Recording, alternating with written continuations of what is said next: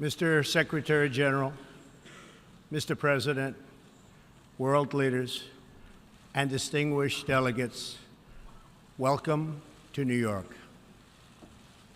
It is a profound honor to stand here in my home city as a representative of the American people to address the people of the world. As millions of our citizens continue to suffer the effects of the devastating hurricanes that have struck our country, I want to begin by expressing my appreciation to every leader in this room who has offered assistance and aid. The American people are strong and resilient, and they will emerge from these hardships more determined than ever before.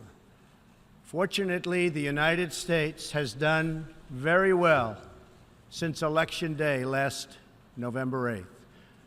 The stock market is at an all-time high, a record. Unemployment is at its lowest level in 16 years, and because of our regulatory and other reforms, we have more people working in the United States today than ever before. Companies are moving back, creating job growth the likes of which our country has not seen in a very long time. And it has just been announced that we will be spending almost $700 billion on our military and defense. Our military will soon be the strongest it has ever been. For more than 70 years, in times of war and peace, the leaders of nations, movements, and religions have stood before this assembly. Like them, I intend to address some of the very serious threats before us today, but also the enormous potential waiting to be unleashed. We live in a time of extraordinary opportunity. Breakthroughs in science, technology, and medicine are curing illnesses and solving problems that prior generations thought impossible to solve. But each day also brings news of growing dangers that threaten everything we cherish and value. Terrorists and extremists have gathered strength and spread to every region of the planet. Rogue regimes represented in this body not only support terrorists, but threaten other nations and their own people with the most destructive weapons known to humanity. Authority and authoritarian powers seek to collapse the values, the systems, and alliances that prevented conflict and tilted the world toward freedom since World War II. International criminal networks traffic drugs, weapons, people, force dislocation and mass migration, threaten our borders, and new forms of aggression exploit technology to menace our citizens. To put it simply, we meet at a time of both immense promise and great peril. It is entirely up to us whether we lift the world to new heights or let it fall into a valley of disrepair. We have it in our power, should we so choose, to lift millions from poverty, to help our citizens realize their dreams, and to ensure that new generations of children are raised free from violence, hatred, and fear. This institution was founded in the aftermath of 2 world wars to help shape this better future. It was based on the vision that diverse nations could cooperate to protect their sovereignty, preserve their security, and promote their prosperity. It was in the same period, exactly 70 years ago, that the United States developed the Marshall Plan to help restore Europe. Those 3 beautiful pillars, they're pillars of peace, sovereignty, security, and prosperity. The Marshall Plan was built on the noble idea that the whole world is safer when nations are strong, independent, and free. As President Truman said in his message to Congress at that time, our support of European recovery is in full accord with our support of the United Nations. The success of the United Nations depends upon the independent strength of its members. To overcome the perils of the present and to achieve the promise of the future, we must begin with the wisdom of the past. Our success depends on a coalition of strong and independent nations that embrace their sovereignty to promote security, prosperity, and peace for themselves and for the world. We do not expect diverse countries to share the same cultures, traditions, or even systems of government, but we do expect all nations to uphold these two core sovereign duties: to respect the interests of their own people and the rights of every other sovereign nation. This is the beautiful vision of this institution, and this is the foundation for cooperation and success. Strong sovereign nations let diverse countries with different values, different cultures, and different dreams not just coexist, but work side by side on the basis of mutual respect. Strong sovereign nations let their people take ownership of the future and control their own destiny. And strong sovereign nations allow individuals to flourish in the fullness of the life intended by God. In America, we do not seek to impose our way of life on anyone, but rather to let it shine as an example for everyone to watch. This week gives our country a special reason to take pride in that example. We are celebrating the 230th anniversary of our beloved Constitution, the oldest Constitution still in use in the world today. This timeless document has been the foundation of peace, prosperity, and freedom for the Americans and for countless millions around the globe whose own countries have found inspiration in its respect for human nature, human dignity, and the rule of law. The greatest in the United States Constitution is its first three beautiful words. They are, "We the people."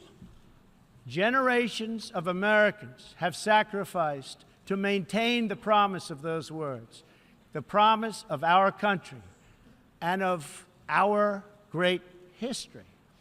In America, the people govern, the people rule, and the people are sovereign.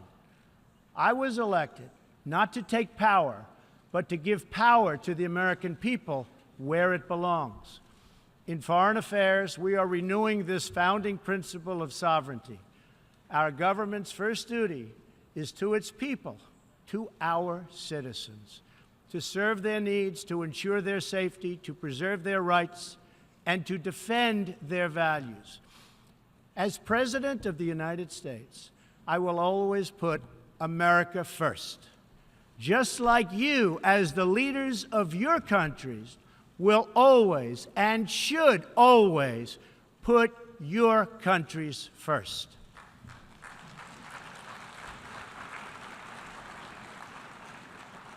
All responsible leaders have an obligation to serve their own citizens, and the nation-state remains the best vehicle for elevating the human condition.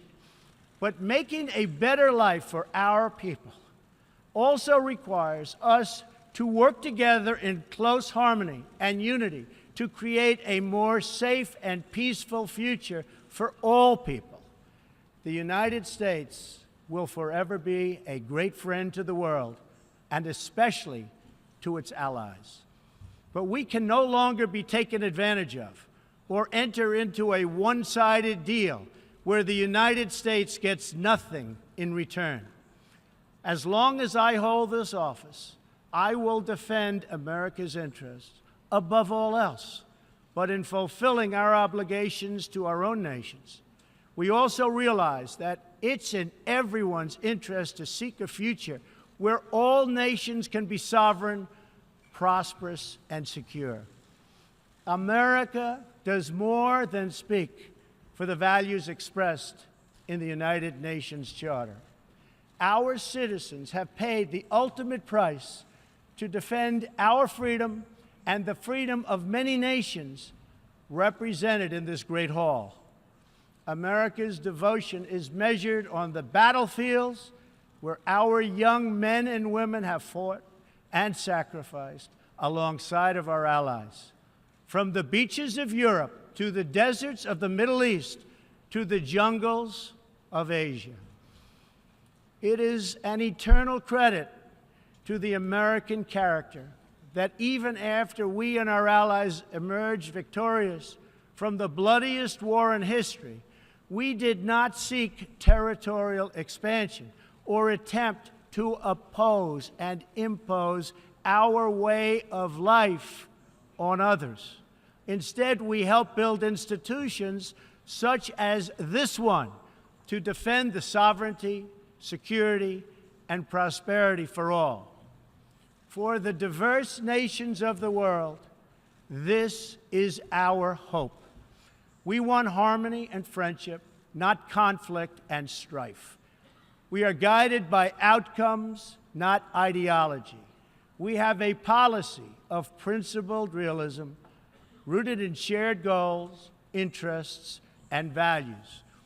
That realism forces us to confront a question facing every leader and nation in this room. It is a question we cannot escape or avoid. We will slide down the path of complacency, numb to the challenges, threats, and even wars that we face.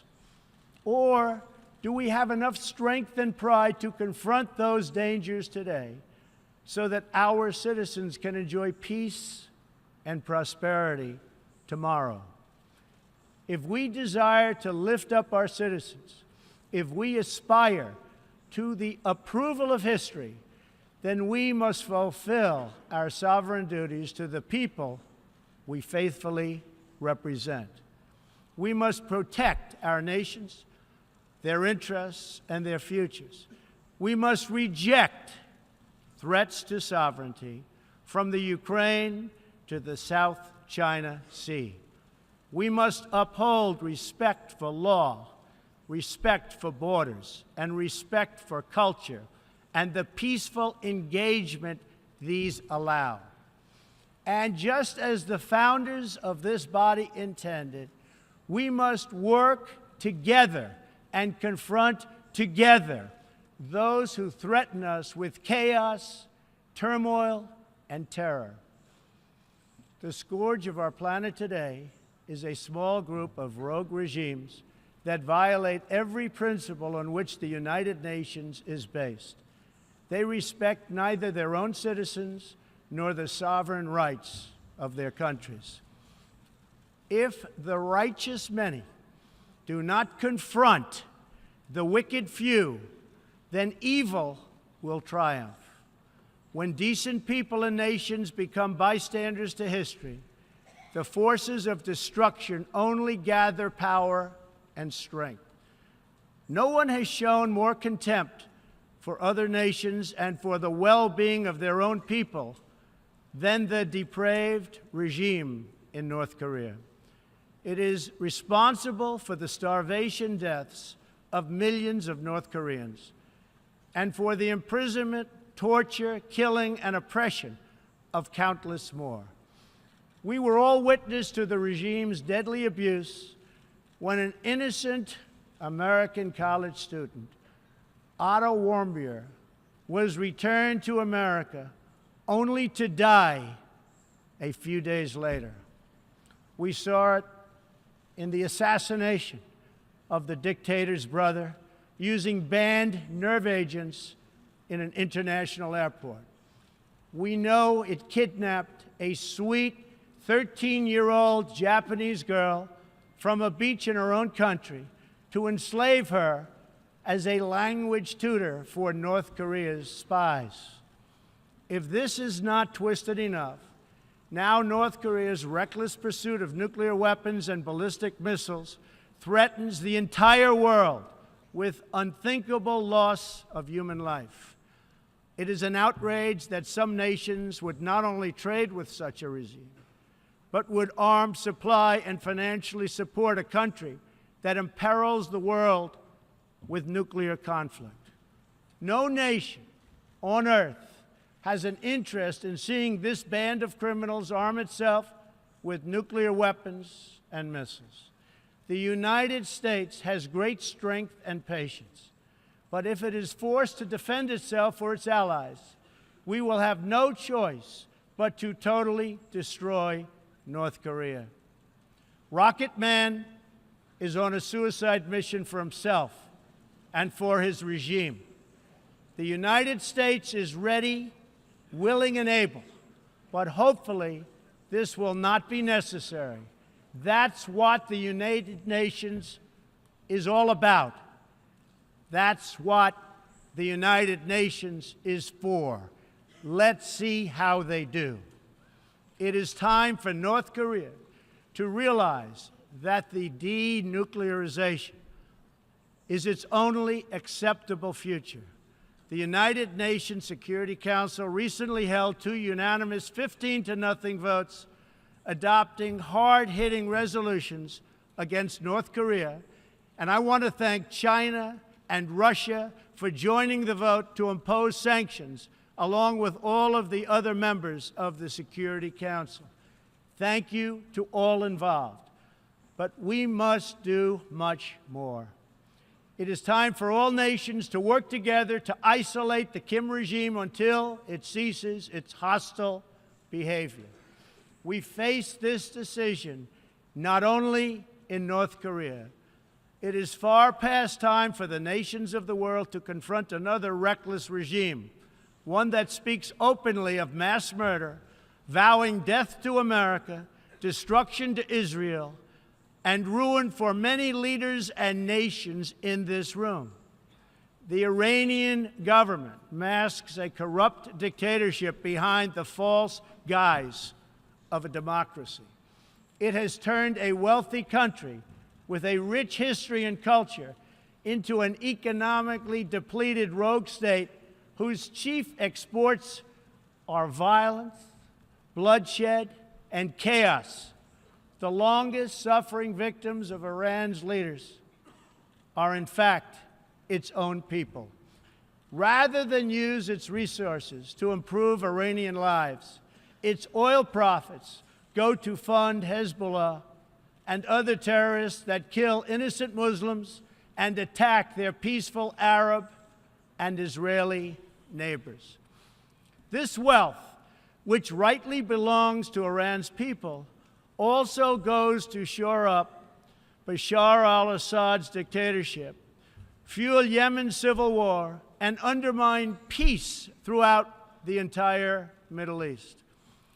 We cannot let a murderous regime continue these destabilizing activities while building dangerous missiles, and we cannot abide by an agreement if it provides cover for the eventual construction of a nuclear program.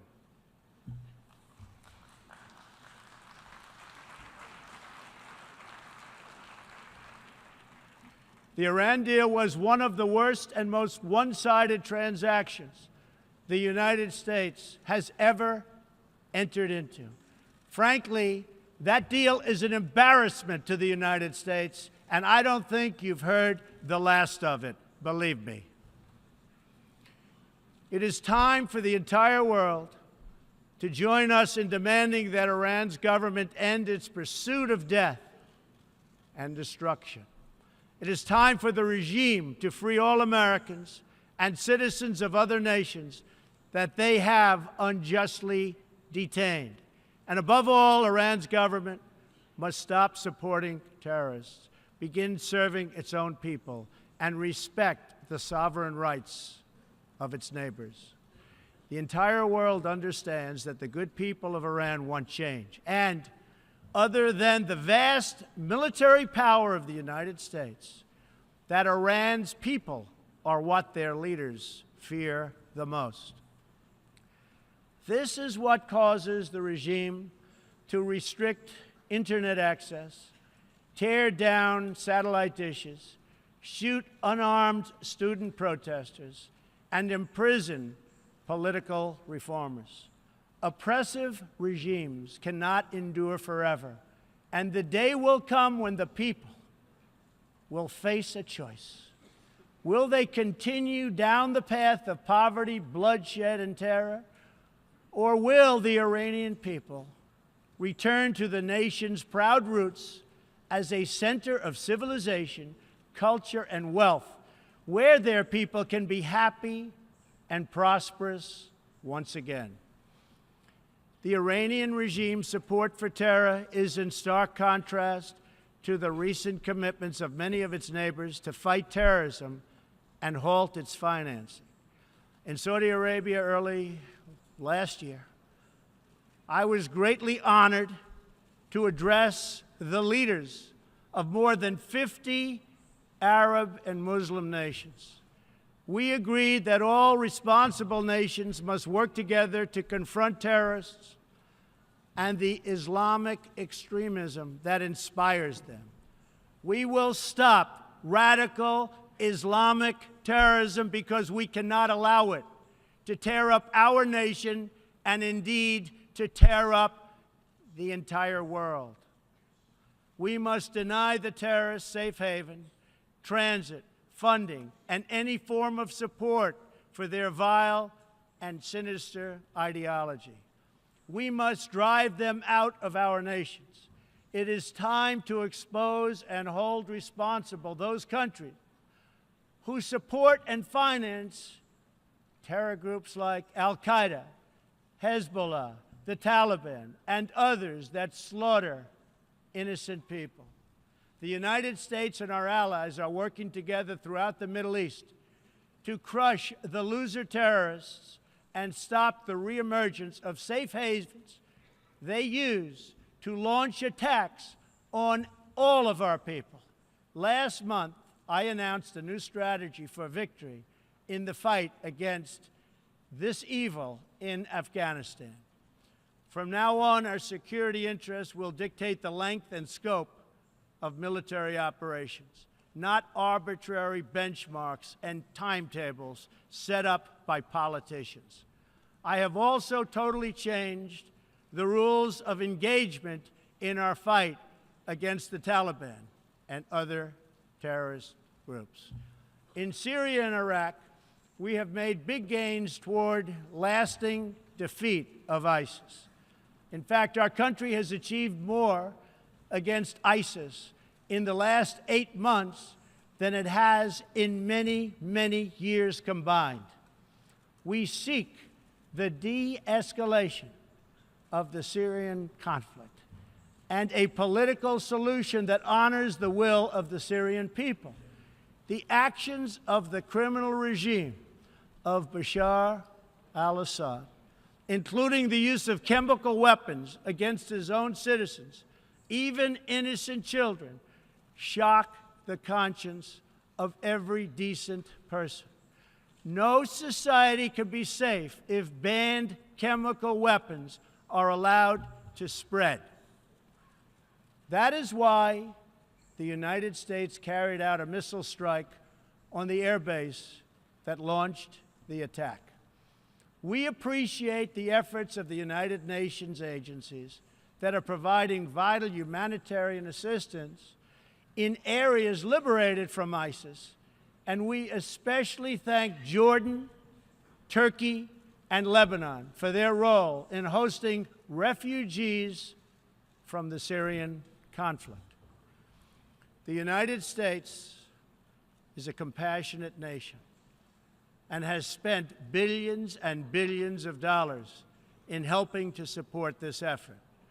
We seek an approach to refugee resettlement that is designed to help these horribly treated people and which enables their eventual return to their home countries to be part of the rebuilding process.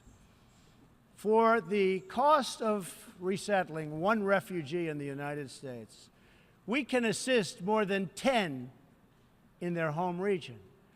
Out of the goodness of our hearts, we offer financial assistance to hosting countries in the region, and we support recent agreements of the G20 nations that will seek to host refugees as close to their home countries as possible. This is the safe, responsible, and humanitarian approach. For decades, the United States has dealt with migration challenges here in the Western Hemisphere. We have learned that over the long term, uncontrolled migration is deeply unfair to both the sending and the receiving countries.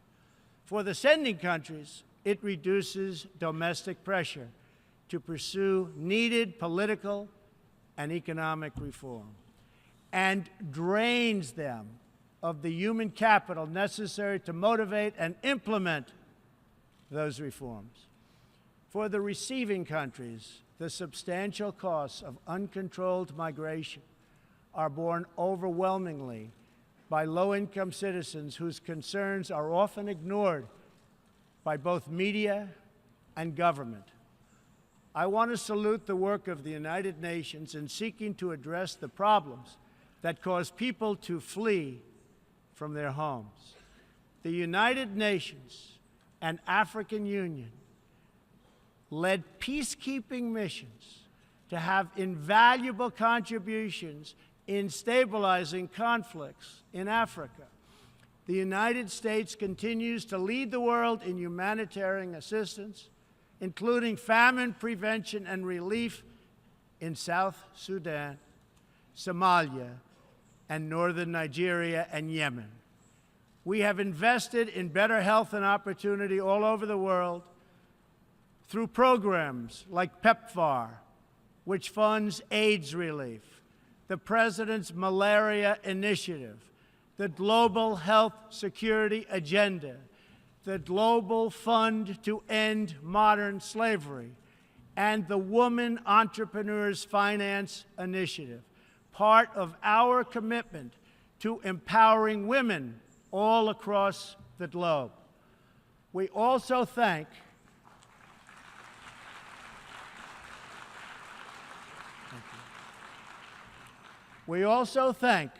the Secretary General for recognizing that the United Nations must reform if it is to be an effective partner in confronting threats to sovereignty, security, and prosperity. Too often, the focus of this organization has not been on results, but on bureaucracy and process. In some cases, states that seek to subvert this institution's noble aims have hijacked the very systems that are supposed to advance them. For example, it is a massive source of embarrassment to the United Nations that some governments with egregious human rights records sit on the UN Human Rights Council. The United States is one out of 193 countries in the United Nations, and yet we pay 22% of the entire budget and more. In fact, we pay far more than anybody realizes. The United States bears an unfair cost burden, but to be fair, if it could actually accomplish all of its stated goals, especially the goal of peace, this investment would easily be well worth it.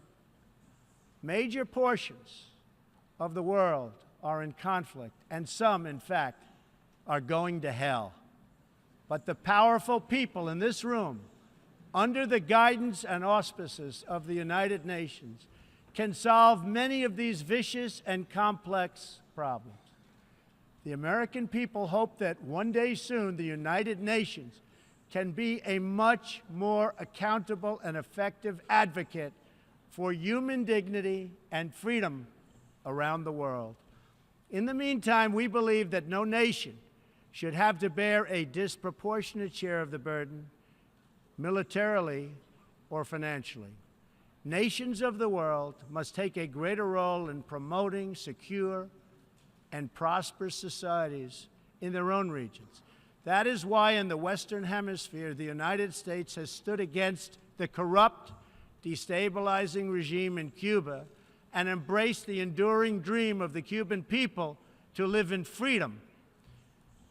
My administration recently announced that we will not lift sanctions on the Cuban government until it makes fundamental reforms. We have also imposed tough, calibrated sanctions on the socialist Maduro regime in Venezuela, which has brought a once thriving nation to the brink of total collapse. The socialist dictatorship of Nicolas Maduro has inflicted terrible pain and suffering on the good people of that country. This corrupt regime destroyed a prosperous nation by imposing a failed ideology that has produced poverty and misery everywhere it has been tried. To make matters worse, Maduro has defied his own people, stealing power from their elected representatives to preserve his disastrous rule. The Venezuelan people are starving, and their country is collapsing. Their democratic institutions are being destroyed. This situation is completely unacceptable, and we cannot stand by and watch. As a responsible neighbor and friend, we and all others have a goal. That goal is to help them regain their freedom, recover their country, and restore their democracy. I would like to thank leaders in this room for condemning the regime and providing vital support to the Venezuelan people. The United States has taken important steps to hold the regime accountable. We are prepared to take further action if the government of Venezuela persists on its path to impose authoritarian rule on the Venezuelan people. We are fortunate to have incredibly strong and healthy trade relationships with many of the Latin American countries gathered here today. Our economic bond forms a critical foundation for advancing peace and prosperity for all of our people and all of our neighbors. I ask every country represented here today to be prepared to do more to address this very real crisis. We call for the full restoration of democracy and political freedoms in Venezuela.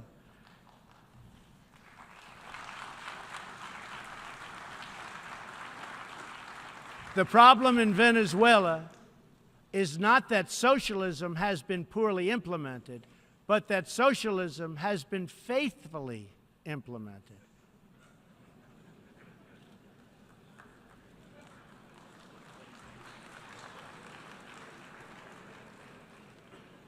From the Soviet Union to Cuba to Venezuela, wherever true socialism or communism has been adopted, it has delivered anguish and devastation and failure.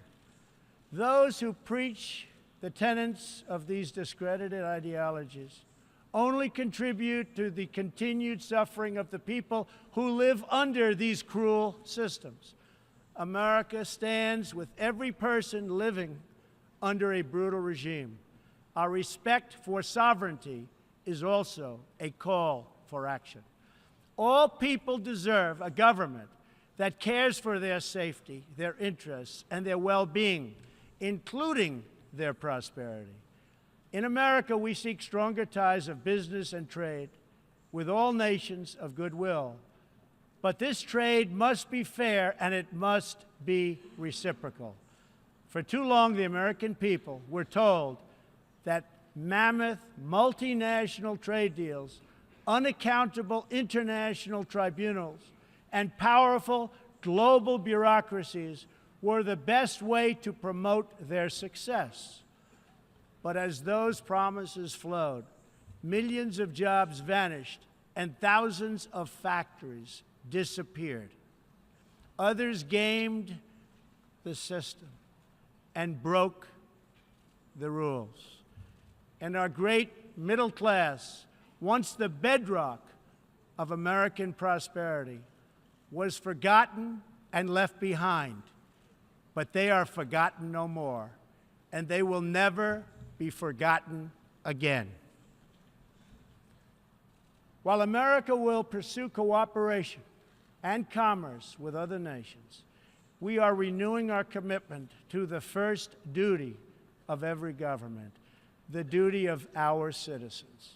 This bond is the source of America's strength and that of every responsible nation represented here today. If this organization is to have any hope of successfully confronting the challenges before us, it will depend, as President Truman said some 70 years ago, on the independent strength of its members. If we are to embrace the opportunities of the future and overcome the present dangers together, there can be no substitute for strong, sovereign, and independent nations. Nations that are rooted in their histories and invested in their destinies. Nations that seek allies to befriend, not enemies to conquer. And most important of all, nations that are home to patriots, to men and women who are willing to sacrifice for their countries, their fellow citizens, and for all that is best in the human spirit. In remembering the great victory that led to this body's founding, we must never forget that those heroes who fought against evil also fought for the nations that they loved. Patriotism led the Poles to die to save Poland, the French to fight for a free France, and the Brits to stand strong for Britain. Today, if we do not invest ourselves, our hearts, and our minds in our nations, if we will not build strong families, safe communities, and healthy societies for ourselves, no one can do it for us. We cannot wait for someone else, for faraway countries or far-off bureaucracies. We can't do it. We must solve our problems to build our prosperity, to secure our future, or we will build vulnerable to decay, domination, and defeat. The true question for the United Nations today, for people all over the world who hope for better lives for themselves and their children, is a basic one. Are we still patriots? Do we love our nations enough to protect their sovereignty and to take ownership of their futures? Do we revere them enough to defend their interests, preserve their cultures, and ensure a peaceful world for their citizens? One of the greatest American patriots, John Adams, wrote that the American Revolution was effected before the war commenced. The revolution was in the minds and hearts of the people. That was the moment when America awoke, when we looked around and understood that we were a nation. We realized who we were, what we valued, and what we would give our lives to defend. From its very first moments, the American story is the story of what is possible when people take ownership of their future. The United States of America has been among the greatest forces for good in the history of the world, and the greatest defenders of sovereignty, security, and prosperity for all.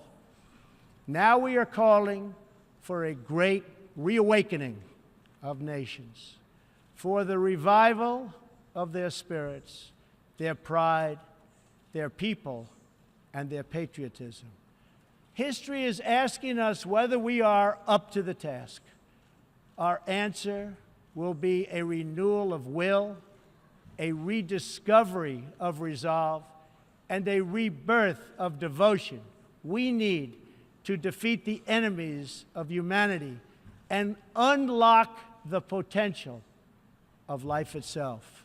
Our hope is a word and world of proud, independent nations that embrace their duties, seek friendship, respect others, and make common cause in the greatest shared interest of all, a future of dignity and peace for the people of this wonderful earth.